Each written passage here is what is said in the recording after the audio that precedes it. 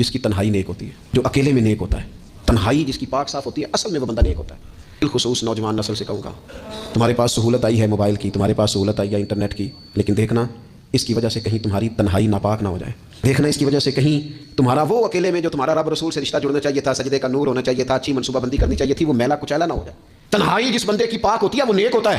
محفل میں تو ساری اچھی باتیں کرتے ہیں، محفل میں تو سارے لوگ ہی نیک ہوتے ہیں۔ یہ صحیح بخاری میں حدیث ہے، نبی اکرم صلی اللہ تعالیٰ علیہ وسلم نے فرمایا، میں اپنی امت کے کچھ ایسے لوگوں کو جانتا ہوں جو قیامت کے دن تہامہ پہاڑ کے برابر نیکیاں لے کے آئیں گے۔ تہامہ پہاڑ تھا ایک بڑا سفید رنگ کا، اس پہاڑ کے برابر وہ نیکیاں لے کے آئیں گے، لیکن فرمایا اللہ تعالیٰ ان کی نیکیوں کو ہوا میں اڑا دے گا۔